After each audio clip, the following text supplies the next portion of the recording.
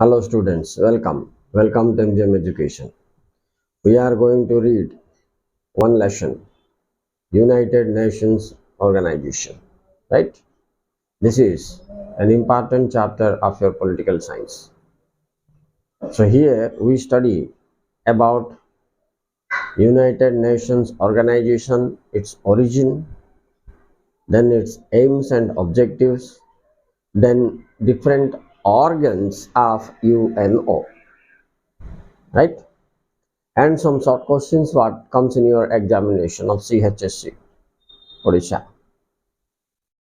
So, United Nations Organization is an international organization which is formed to keep international peace and security. It's known to all, right?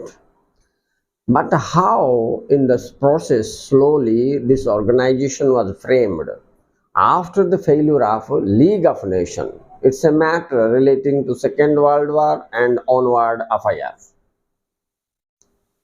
The world knows much about the death and destruction brought by the Second World War.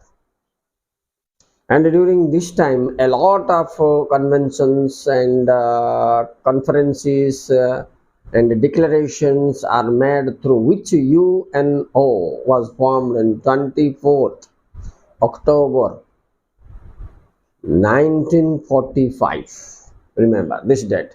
And so 24th October is called UN Day. This is coming in your examination as a bit question.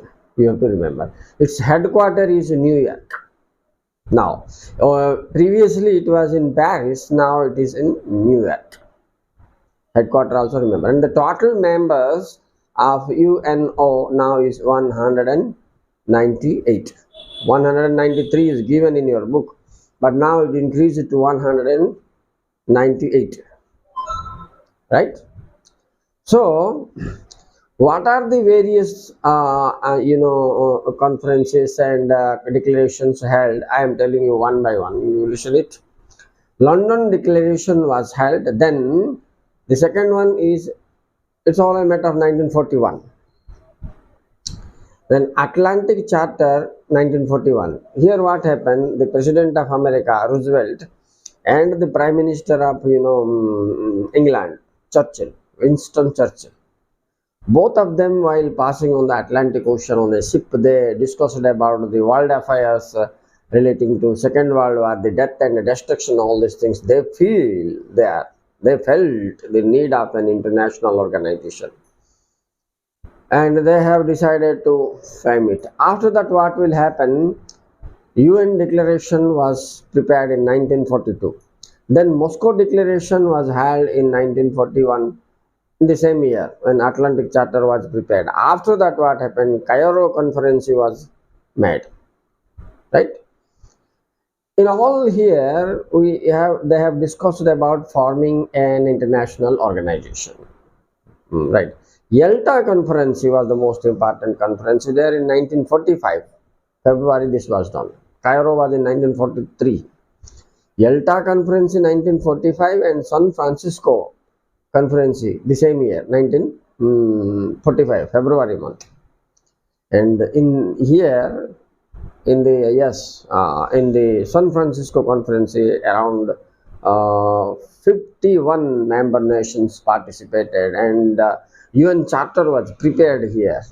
Then there the name was given United Nations Organization is to be worked out. It has been decided, and on 24th October 1945 this was brought into use. Now the second phase. What are the main aims and objectives of UNO? Let us focus on the aims and objectives. The common aim is, we know that to maintain international peace and security. This is formed, right? Secondly, to protect human right all over the world, to protect human right. And the third one is to settle dispute, if any, member nations by peaceful means. Then here also decided that to respect the sovereignty of each other country. After that, mutual cooperation and mutual development was focused on. Okay. And another main objective is to follow the rules of International Court of Justice. Okay, so these are the objectives of aims and objectives of UNO, but the main aim and objective is C1, uh, to maintain global peace and security and to provide complete protection to human rights and development through mutual understanding, peaceful negotiation in case of dispute. Right? Let us focus on what are the organs of the UNO. So there are total 6 organs you have in the UNO. Number 1 is your General Assembly. It is the legislative body where laws are made and budget is approved, and appointment of Security Council members and judges of International Court of Justice are taking place here. General Assembly. All the member nations are the member of this General Assembly. From every country, around 5 members used to represent the country. Okay. And the second one is Security Council. This is the most important organ inside the UNO. Its main job is to maintain the international law and order perfectly. If any country disobey, then Security Council has its own power to,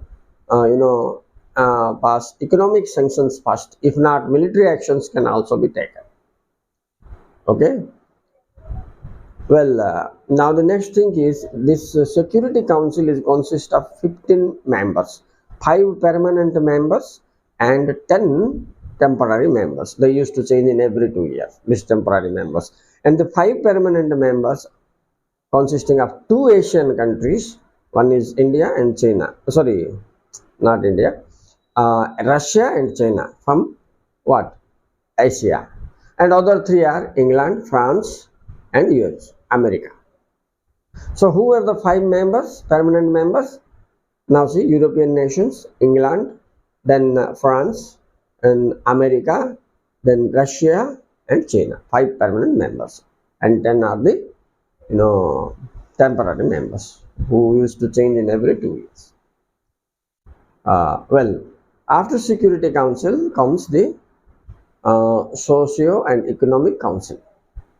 And here this council is made with a view to provide the poorer countries or weaker countries with all types of financial aid.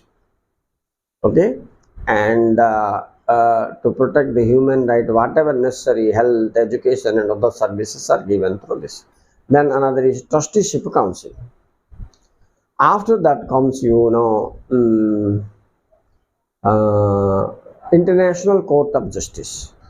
To maintain this is the judicial body of UNO. Then the Secretariat, a Chief Secretary will be there, and all the office works are being carried on with all the files and documents of UNO are kept here. Right? This is what? Secretariat. So all total they become what? 6 organs. I am telling you once again: General Assembly, Security Council, right? Economic and Social Council, Trusteeship Council, International Court of Justice, and the last one is Secretariat. Okay, students, have this much knowledge about the fundamentals of UNO, so that then you can go inside it. Thank you very much for watching. Thank you very much. Please like and share and subscribe. Bye.